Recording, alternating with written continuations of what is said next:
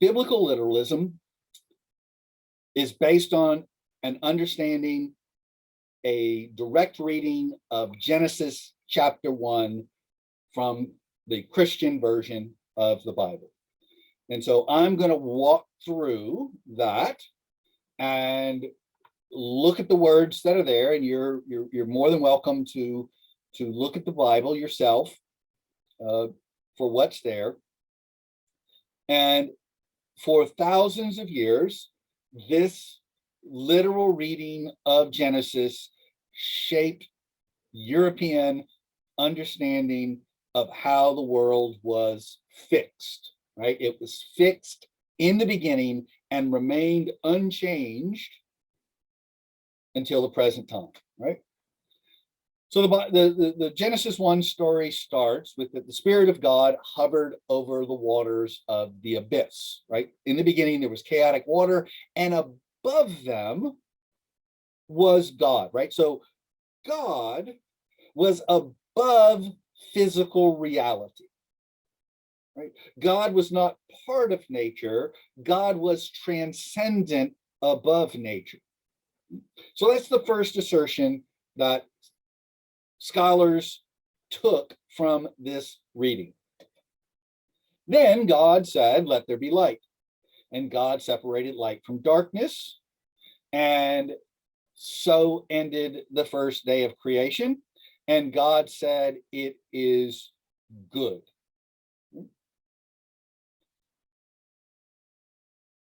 The next day, God separated the water above the earth from the water below the earth by fixing a dome in the firmament.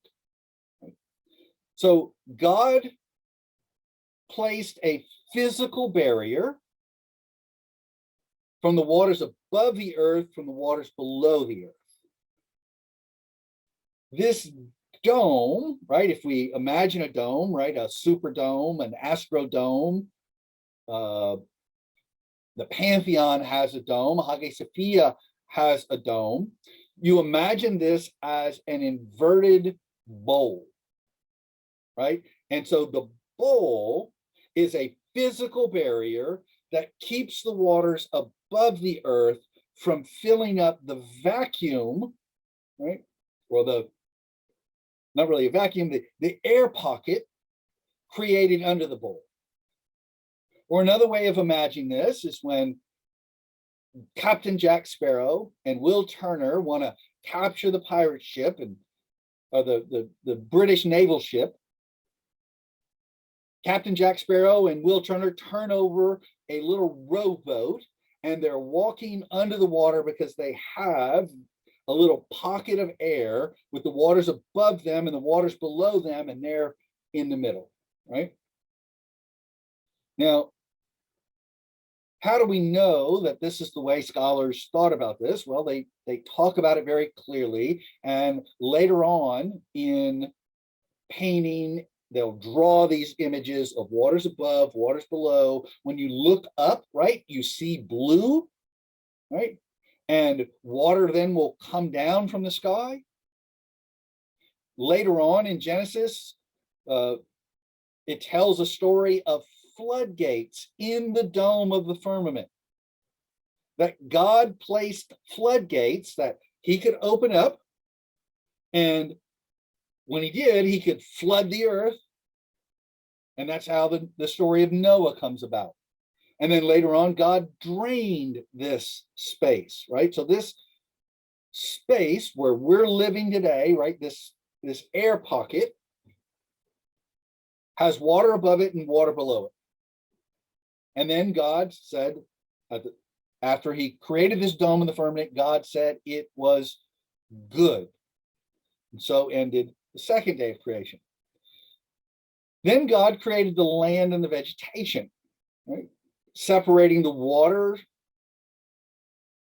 from the dry land and placing on the dry land vegetation.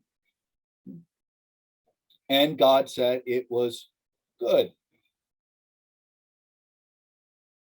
God placed two great lights and fixed them in the dome of the firmament.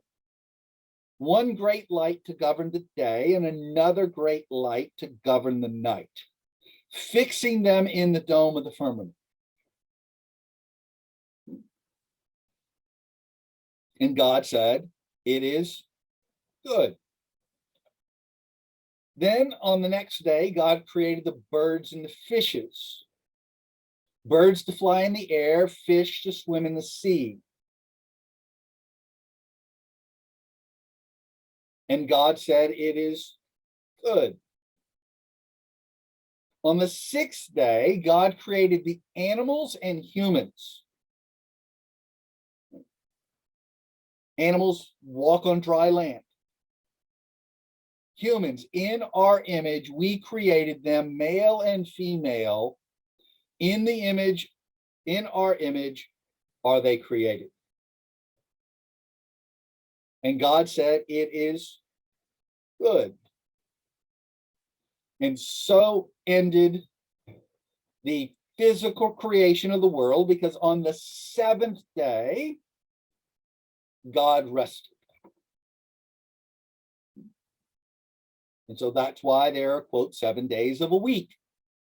There's mimic the 7 days of creation. And on the seventh day, everyone should follow the footsteps of God and rest. So this is Genesis chapter 1. And for medieval scholars, this became the benchmark for understanding how the world would work. So for example, when someone talks about the Joshua story, right? Joshua prayed to God. He needed more time in battle. And so he asked God to have the sun stand still. And so the sun moves across the dome of the firmament. And for several hours, God commanded the sun to stand still. And so Joshua could win the battle.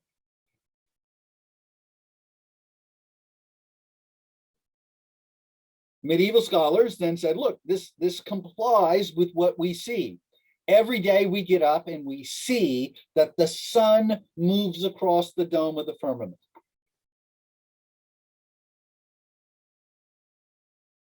We don't feel, we don't sense that the earth is rotating on its axis. Now, once again, fast forward, we know that this is what's going on today, that the earth's rotating on its axis, that the sun relative to the earth is actually in a fixed position.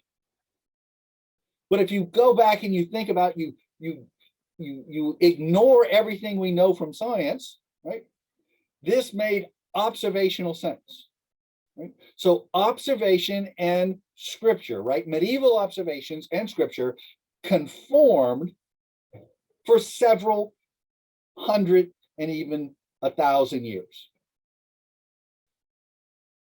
There was no reason for European scholars to question a literal understanding of Genesis. So when science started questioning the literal understanding of Genesis, religious scholars started pushing back and became more and more insistent that the Bible could remain a source of biological and cosmological truth. For example, these two men, James Ussher, who was an archbishop in the Anglican Church, and John Lightfoot, argued that God completed creation about 4,000 before the birth of Christ. They made this argument not based on any observations of nature. They made this argument based upon their reading of Scripture. So while other scientists in the 1500s, the 1600s, and the 1700s, right, are going out in the world and making measurements based upon observation and reason and coming up with a heliocentric view of reality, these two men went back to Scripture as their source of knowledge and did genealogical calculations where they added up all of the lifespans of prophets and patriarchs and people mentioned in the Bible. They added them all up and working backwards came up with a creation date of around 4,000 before the Common Era. Right? I'm saying around. They were very specific. Lightfoot even argued that the moment of creation was 11 o'clock in the morning Greenwich Mean Time.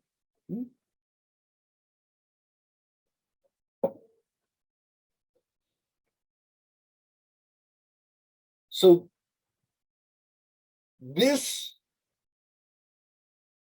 literal assertion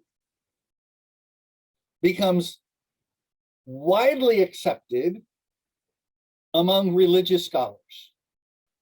They review what they've done, the work they've done, and they go, okay, we're going to go with this. On the other hand, there were a growing number of scientists who looked at this and said it didn't make any sense. And so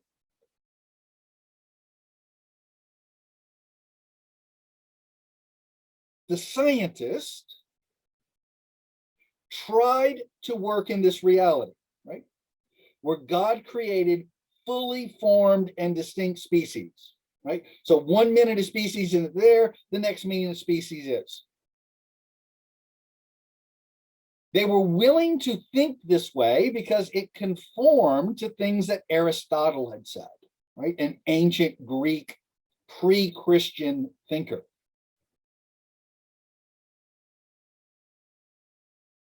Instantaneously fully formed creation.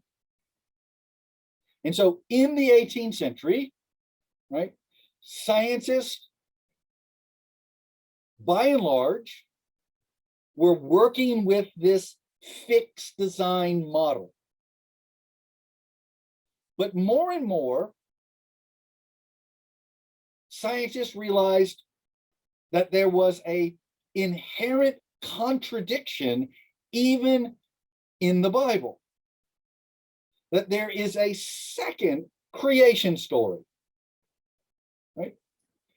And in Genesis chapter 2, it says, in the beginning there was dry land before there was any bush or any animal on the earth. And then God reached down and took the dirt of the land and formed Adam.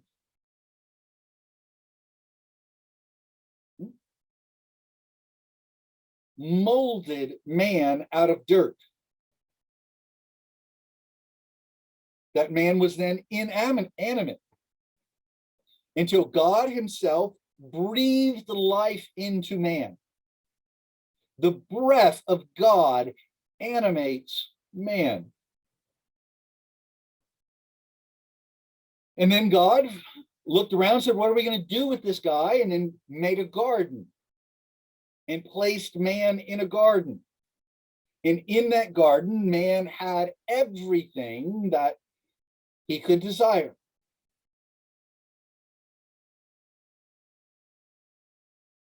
All kinds of fruits, all kinds of animals.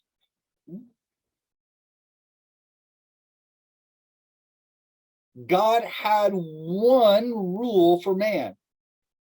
Man could eat from everything in the garden, including a tree of life. And if man ate from the tree of life, he would never die. But if man ate from the tree of knowledge of good and evil, God told man he would surely die.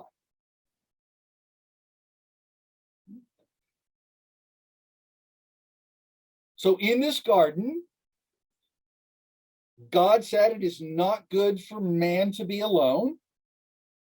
And so God started creating all of the animals and all the birds, and according to the story, brought them to, right, fully formed, instantaneously created, brought them to man and said, is this a suitable companion? Man would look over the bird or the animal, name it, and said, no, this is not what I want. So finally, God put man to sleep and took from man a rib bone and formed a woman named Eve. Adam woke up and he said, finally, this is flesh of my flesh. This is bone of my bone.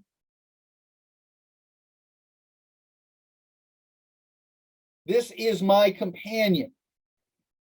I am not alone anymore.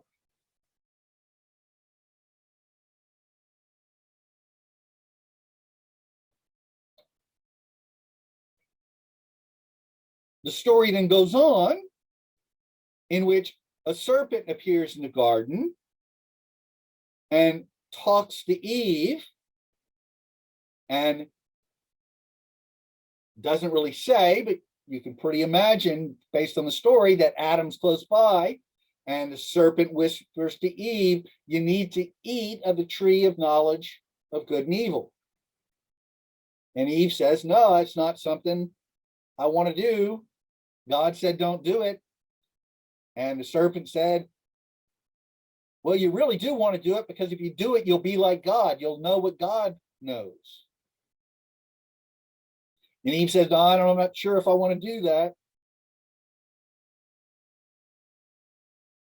And so the serpent says, look, God says you're going to die, but God's lying. And so Eve was then convinced to eat of the tree of knowledge of good and evil. Man was, right, Adam next to it. He took it, he ate it too. And then God appears in the garden and wants to know where they are. And they were hiding. He said, why are you hiding? Because we're naked. We're embarrassed that we have no clothes. We're ashamed.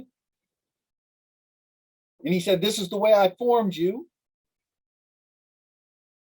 And he said, you ate of the tree of knowledge of good and evil. You broke my law. I said, yes. So he kicked them out of the garden. Never again could man or woman or their descendants eat of the tree of knowledge of good and evil.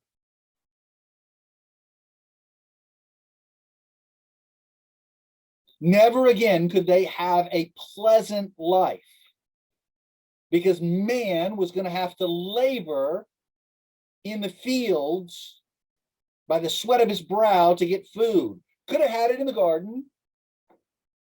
Women were going to have pains childbirth because of this one act. And then God turns to Eve and said, woman, this is your master. Right? Because of the mistake that Eve made, women must be subordinate to men.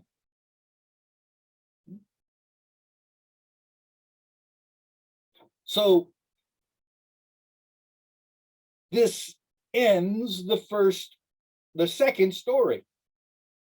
And if you look at this, you can see that it doesn't line up sequentially with the first story, right? And so in the beginning of the first story is water. In the beginning of the second story is land. The first thing that God creates in the second story is man. On the other hand, you go look at the first story, the last thing that God creates is man and woman together. In our image, we created them. Whereas in the second story, Eve is created separate from man.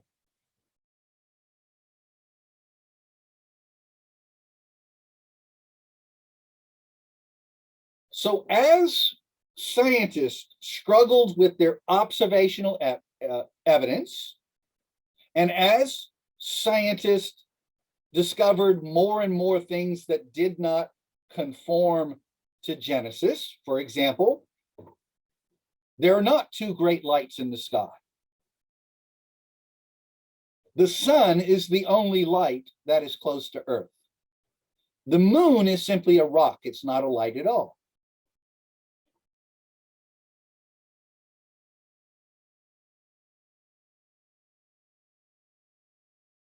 So secular scholars and a lot of religious scholars begin questioning how they should use this scripture. Was this scripture poetry that laid out values, or was this scripture science which tried to have how and why material reality played out?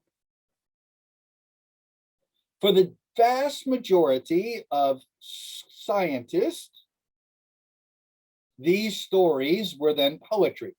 Right? They talked about important ideas about the relationship between man and God, right? That God creates the world, that man has to struggle with obeying God. But these are not scientific, cosmological, biological, chemical treatises. They are not treatises on the nature of the stars in the heavens. These are poetic explanations of the relationship between man and God, and man and man, and man and woman.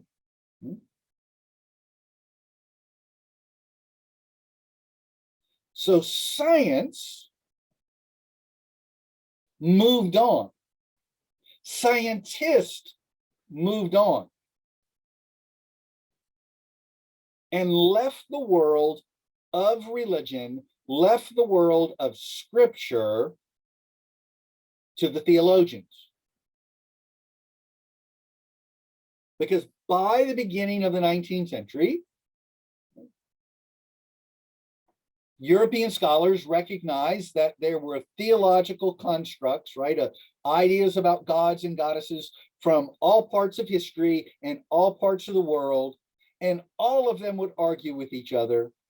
And there was no way to sort out which one was right and which was wrong. So they put these questions of gods and goddesses and angels and demons, they placed that aside and started focusing on what they could see, what they could measure in the world that was material. Biblical literalism fell apart for most European scholars in the 19th century, and it was a dead question by the 20th century.